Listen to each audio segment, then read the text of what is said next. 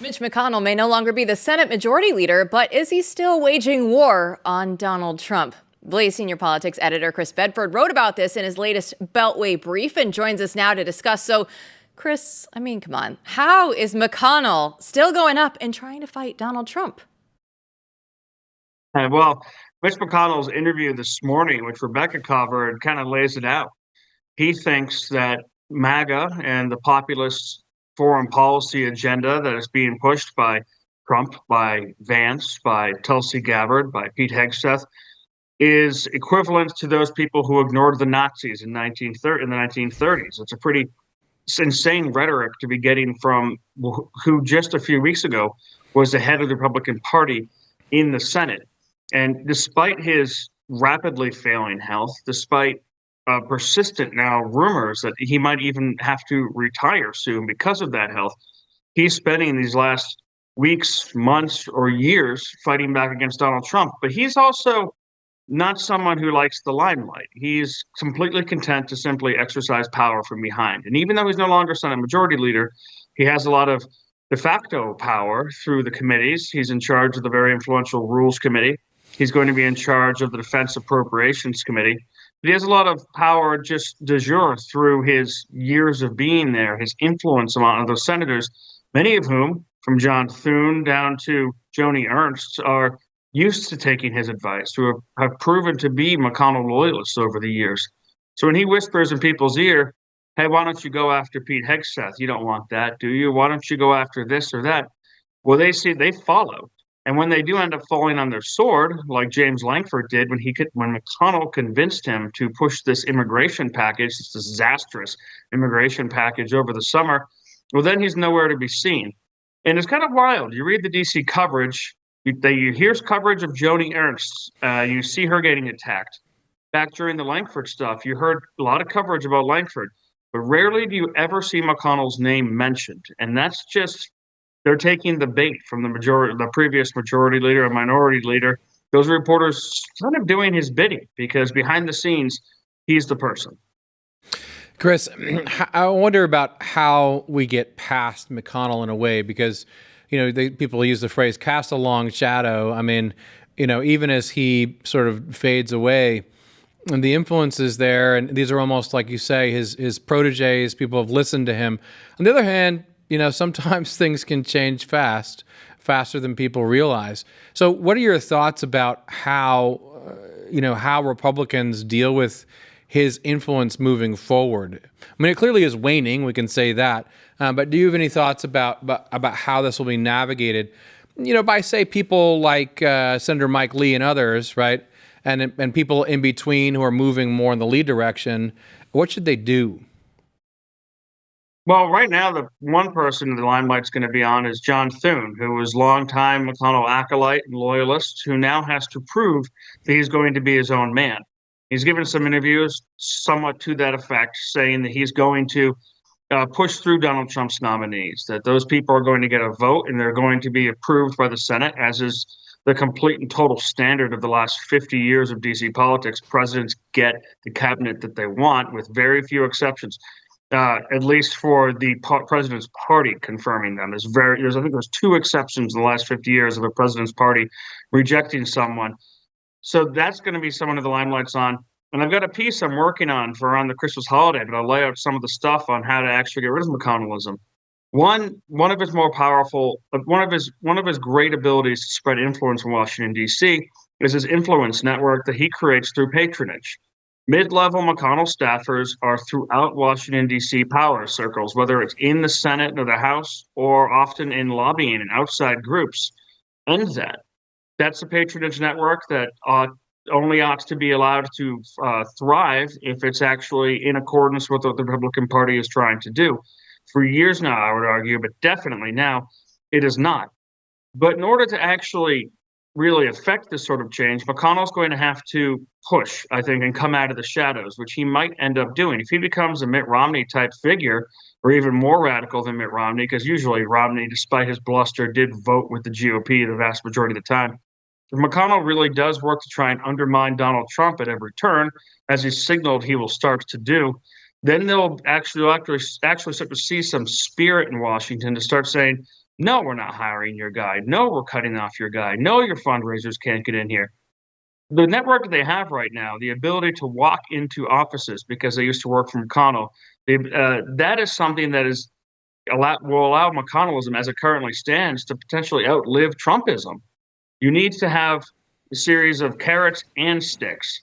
So when you're a senator who is with the MAGA agenda, or you're talking about former administration people with Trump, you need to force other companies to hire them. I think we've talked a little bit about this here. It seems kind of swampy, and it certainly is.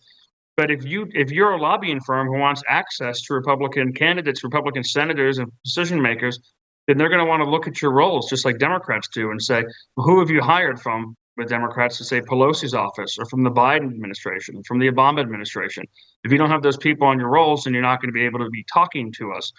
And that sort of swampy transactionalism is actually really, truly how you gain and maintain power even after you're gone in Washington. And it'll be important for a lot of the populists to kind of get on board with that. And I think more and more as it matures intellectually and in its understanding of power, you're going to start to see that from the Trump people. Yeah, I just hear this and I hear McConnell has a very large web that he has there in D.C. and the MAGA Republicans are trying to fight it out. But what we do know is that the MAGA Republican is right there in the presidency, right? You know, on January 20th, Donald Trump is good enough right now to be named the Time Person of the Year from their magazine. And so he's going to celebrate by ringing the bell for the New York Stock Exchange tomorrow morning, according to 3 people that are familiar with the plans, according to Politico. So what do you make of this whiplash, though, that we see from Trump? He was a democracy-hating Hitler, and he was a convicted felon out there. And now he's going to be the Time Person of the Year. Once again, although, of course, it's worth mentioning that Time Magazine of the Year doesn't always go to people that they like. I think Hitler won it a few times back in his day, and they'll try to excuse it as that. But Trump's resurgence is completely different from his first arrival on the scene. When he first came, it was a shock, and people wanted to hope of it as an aberration. I read an article by an English columnist earlier today that referred to Donald Trump in 2016 as a symbol of American decline with the spray tan and the 80s look, something that was not taken seriously by Europe. You didn't see that at all when he went to Notre Dame in Paris, however. They realized that as far from a symbol of America's past and a last gasp of this country, he was a symbol of the future for this country and for a lot of leaders in the West who are the populists who are starting to rise. People are starting to realize that this is not just something they can push away, something that will last 4 years. This is something that now has the majority of Americans, having long considered who he is and considered who the Democrats are, supporting. And they're dealing with similar issues across the entire Western civilization with different populist leaders who are coming forward and rejecting the last 30, 40, 50 years of liberal hegemony that we've had to deal with and the decline that it's brought with it. It's a much more mature movement. And I think even if he'd been reelected in 2020, we would not have seen this sort of reaction that you're getting now in 2024 with him returning. One, you've got people like Elon Musk. It's no longer just Peter Thiel. You've got major CEOs of top companies saying this actually makes sense. You've got people who are traditionally liberal donors. He's essentially brought around the smartest people on the planet. And they are supporting his administration and his ideas, the intellectual heft and the seriousness which they bring to this after 4 years in the wilderness really sharpened what he's up to, what he's focused on. You have J.D. Vance now waiting in the wings as opposed to just a couple of governors and potentials. This movement in those 4 years in the wilderness has really matured. And that's something that world leaders and domestic leaders are really going to have to deal with. And I think you've seen it in some of the reactions. You don't see quite the screeching in the streets. Black Lives Matter's moment is over. They can call for vigilantes in the streets of New York City, but for the second time now, because they came out during Obama, that murderous movement is on the fringes. It's on the out.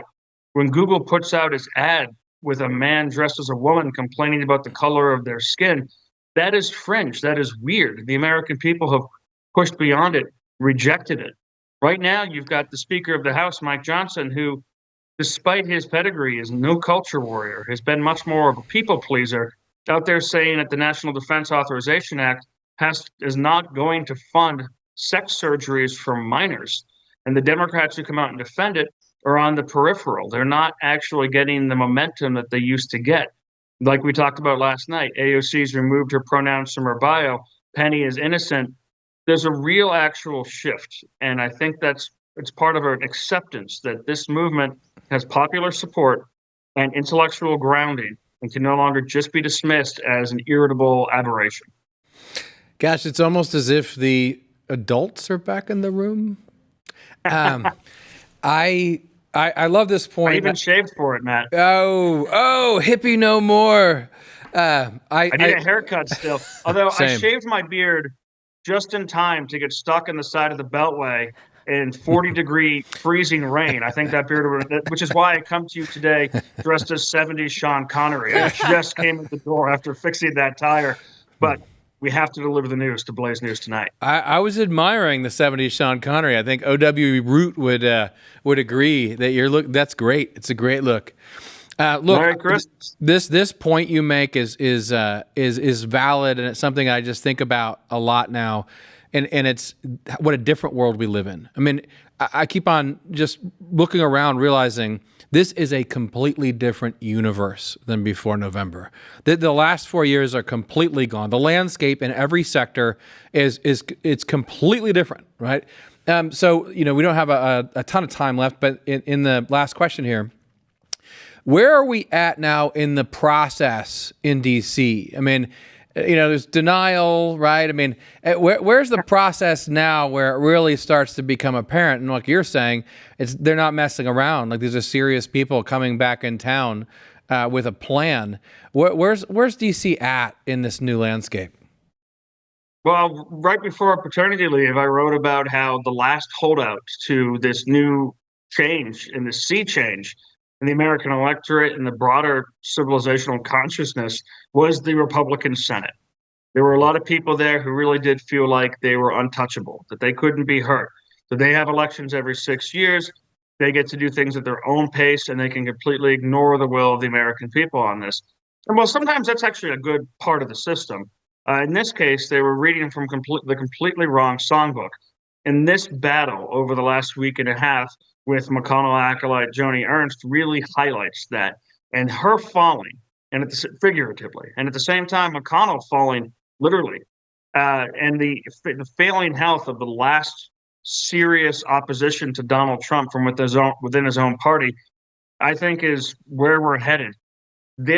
What we're seeing over these next couple months is the battle for, we already know who won the presidency, but for who controls actual Washington, D.C. Senator J.D. Vance was able to make a really big impact, an outsized impact in his few short years as a junior senator. And he's bringing his team, for example, to bear, people who are experts. And they've got a maturity about them. Whereas previously conservatives, I think, made a lot of foolish decisions in Washington. They would write press releases about all the money that they returned to the Treasury, when in fact, Congress is not the spender in Washington, D.C. It's the executive branch. Congress should double its budget and double its salaries and get top-notch people who are not afraid to use power to actually try to change the federal government into positions. And that's what they're working on now.